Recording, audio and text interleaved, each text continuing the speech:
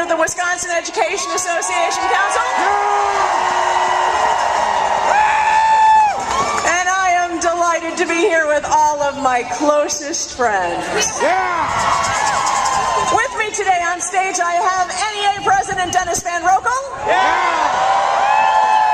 And the Vice President of the Wisconsin Education Association Council, Betsy Kippers. But at 1 o'clock today, we had a phenomenal march of Wisconsin educators all the way around this Capitol Square. Thank you all very much. It has been, and it continues to be today, your faces, your positive energy, your passion for what this state really stands for that inspires me. You have inspired not just me, but so many others around the country. Walking with us today were the President and the Vice President of the British Columbia Teachers Federation. With all the twists and turns of the last 4 weeks, we were in uncharted waters for so much of the time.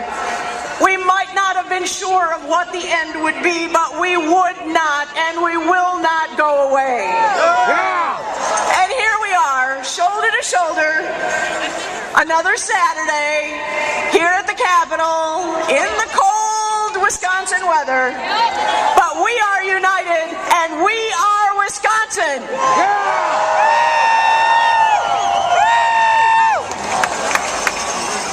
We love having the 14 back with us in Wisconsin. But we have to recount that this week, as the governor watched his poll numbers plummet because people found out what it was this bill was trying to do, as the outrage against his actions continued to grow, he got desperate and he pushed the legislature into passing the bill in the middle of the night in an extreme attack on workers' rights. But here we are in the cold, and we stand shoulder to shoulder together.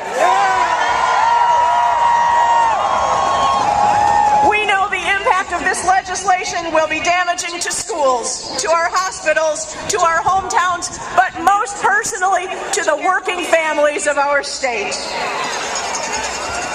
It is all of us that will suffer.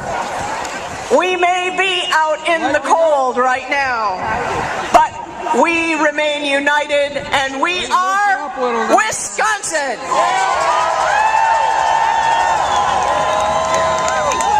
So despite accepting the financial concessions that the governor said we needed, he's gone on to silence the voice of workers. I don't think you've been silenced yet. Eliminating collective bargaining rights goes too far, and Wisconsin citizens 3-1 agree. You have responded with a passion of those who spend their days educating, motivating, and inspiring their students to succeed in the profession of their choosing. We don't get into this profession for the money, but we come with voices, hearts, and passion for what it is we do, and we know that an injury to one is an injury to all. The nation and the world has watched as this governor has used his voice to lie.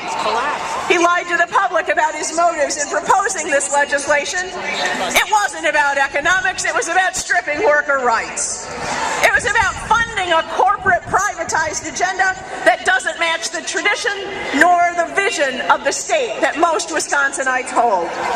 We credit the Senate and the Assembly leaders who saw through the smokescreen and acted boldly in order to enable the public to have the time to understand what this bill was really all about. So today, some would say we lost. But I will tell you, what we found is more important than the short term. We have found within the web of lies and tricks that the governor had an amazing display of solidarity, of hope among teachers, nurses, firefighters, and all public employees. You see, what the governor has ignited is so much larger. It is a movement to defend and to take back our government. It's to say that government exists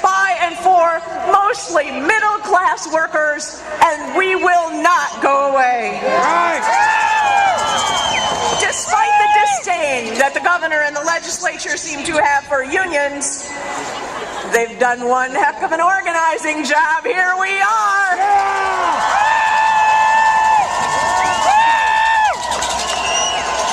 So if we value our public schools, the ideas and the contributions of those who work in them need to have value. They need to be recognized. They need to be heard. Stripping away the rights of educators and public employees to collectively bargain will impact quality in our schools.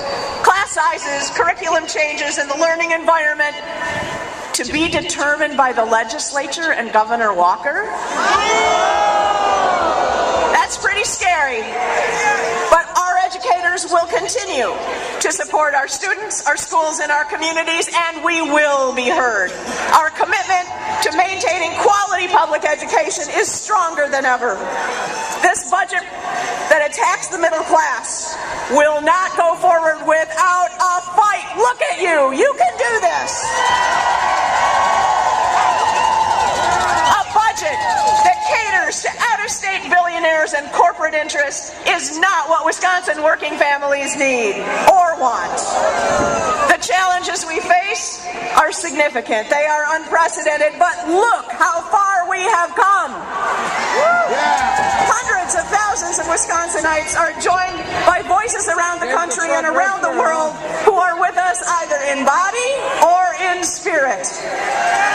They stand with us as we forge new and meaningful coalitions and engage in the actions that will drive the future of our state, not where the governor wants it to go, but in a respectful, supportive environment for seniors, for children, for working families.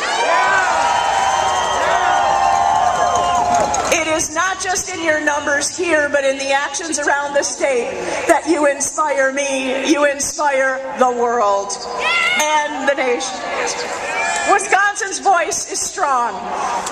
We are strong in solidarity, and the voice of the people will move us forward. When I say we are, you say Wisconsin. We are.